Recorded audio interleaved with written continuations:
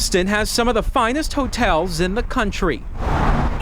The prestigious Four Seasons, the W. It's location, location, location. And now Ricardo Duran's 2-bedroom apartment. This wouldn't be just like a hotel room, like you have a lot more amenities here. Yes, for $450 a night during South by Southwest, you can have it all. 2 bedrooms, 1 bath, a big TV with cable, Xbox 360, a patio, and even a private kitchen. You can even eat my food if you want, I don't care. The best part, it's walking distance to all the shows. And oh yeah, you can also bike to the fun using Ricardo's ride. If you have the property and the location to do that, you might as well make a little bit of money. In just 2 days, the offers have been pouring in from all over the world, including the UK.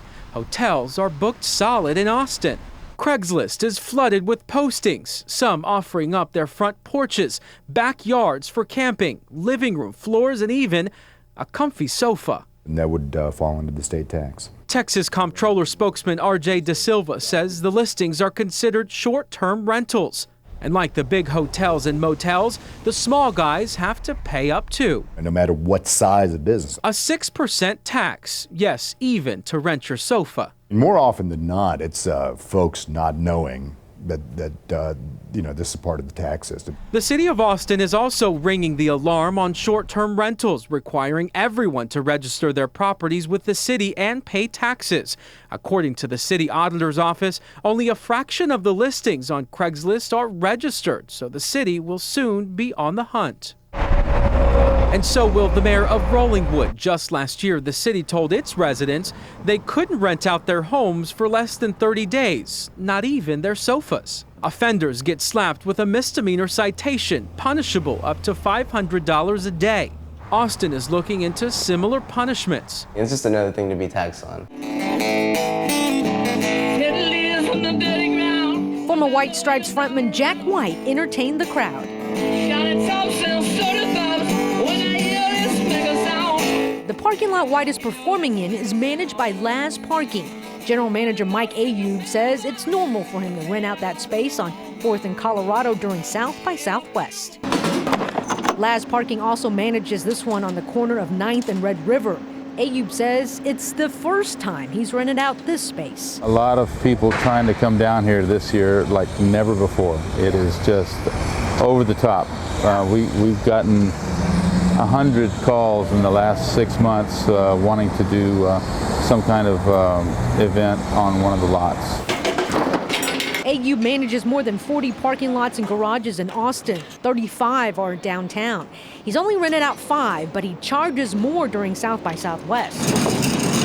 We actually resist offers left and right. We tell people, no, we want to use it for parking. He says South by Southwest is 36% bigger this year than last year's. And 2010's was 30% bigger than 2009's. It makes March the best month of the year. Ayub says he makes 50% more, but he wouldn't go into specifics. How much? Yeah. A lot.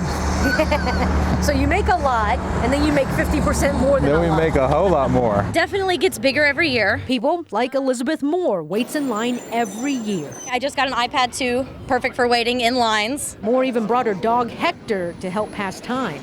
Others, however, purposely avoid large venues because of the wait. I end up at them out of convenience. There are a lucky few. It is the Mac Daddy of all passes. It gets you into interactive film and music. Last night it was awesome. I was able to walk into 2 venues without really waiting in line, no paying. I actually felt a little bit guilty. Ayub says South by won't be the same if it keeps getting bigger. I think there's going to be a little bit of fallout about how big it's gotten. You wait in line, there's no place to park, there's not enough hotels. You know, I think we're maxed out. I'm gonna tell you how it's gonna be. But there were no complaints from the Jack White crowd, just excitement. Jenny Lee, Fox 7 News Edge. Oh my God, what do I do? Stay back behind this. Oh God.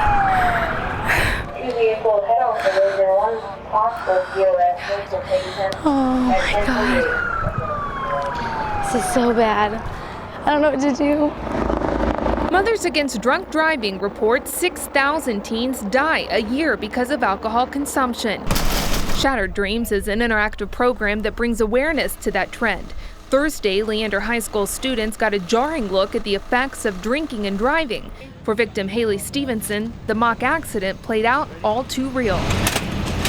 It was impacting. Just Lindsay and I were talking before while they were putting on the blood, and we're like, oh my goodness, this, just made it all more real. Students acting as victims were hauled off in an ambulance and a helicopter. Right now you've been detained? The pretend driver even handcuffed and placed in a police car. It's something that I would never want to even imagine going through in real life. And being taken away in the police car, I saw my mom, and I have no idea what that would do to her. Just this seeing her, I can tell, made her really upset. But students say the most upsetting scene was this: a victim placed in a body bag and then put inside a hearse. I saw a lot of people behind me were like, oh my gosh, she's going in the body bag, and people freaking out. For firefighters, a body in a body bag is a sad reality they often face, but they hope Leander High School's reenactment hits home for students. I think that's a kind of a finality. You see some of their friends being put in a body bag, that's final, it's done.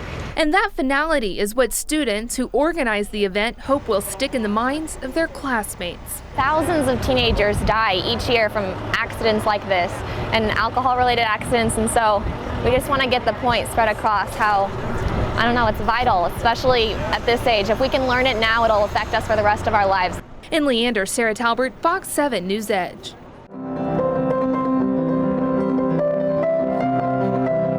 I was completely lured by this piano, and I just keep coming back and coming back. I feel like a serial player.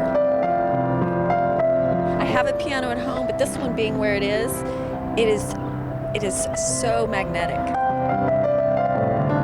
There's a lot of posturing going on around it before anybody actually sits down, I've noticed. I don't play the piano, but I feel comfortable sitting down and playing. It's not like you have to be a pianist or anything, it's just a fun thing to do and entertain. I didn't really connect it to the Public Works project in New York, but I remember it and seeing people play all around New York and thought it was so cool, and thought it was just an Austin weird thing. I thought playing outside was definitely more inspirational than playing indoors. I wish all pianos were outside. I wish every city had one.